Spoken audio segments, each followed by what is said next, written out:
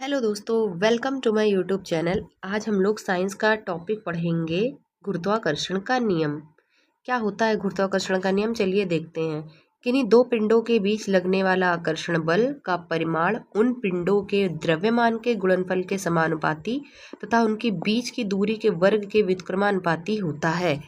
F जो होता है, मान लिया ये दो पिंड है M1 M2, इनके बीच की दूरी है R। तो हमारा जो F फोर्स होता है वो डायरेक्टली प्रोपोर्शनल होता है M1 M2 के द्रव्यमान के गुणनफल के, और इन्वर्सली प्रोपोर्शनल होता है उनके बीच की दूरी के वर्ग के।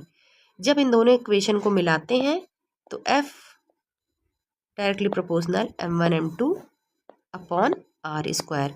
जब ये डायरेक्टली प्रोपोर्शनल हटता है तो बीच में एक नियतांक आता है कैपिटल G। तो F बराबर फॉर्मूला हो जाता है M1 M2 upon R square. जहाँ पे ये जो कैपिटल G है ये एक सार्वत्रिक गुरुत्वाकर्षण नियतांक है, यूनिवर्सल ग्रेविटेशनल कांस्टेंट है। जो G का मान होता है वो होता है 6.67 इंटू 10⁻⁻11। इसकी यूनिट होती है न्यूटन मीटर स्क्वायर पर किलोग्राम स्क्वायर।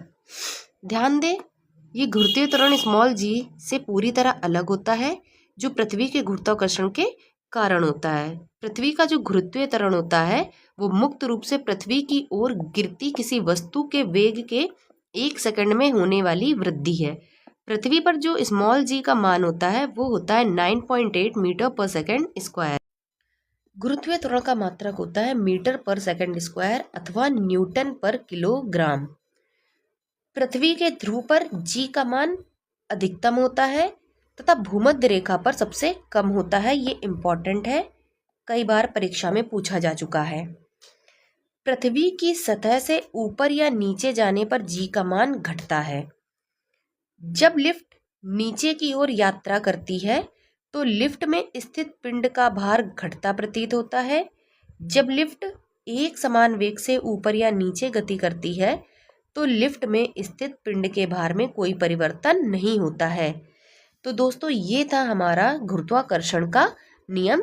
परीक्षा की दृष्टि से काफ़ी महत्वपूर्ण है। यदि वीडियो अच्छी लगी हो तो प्लीज़ चैनल को लाइक, शेयर और सब्सक्राइब करिएगा।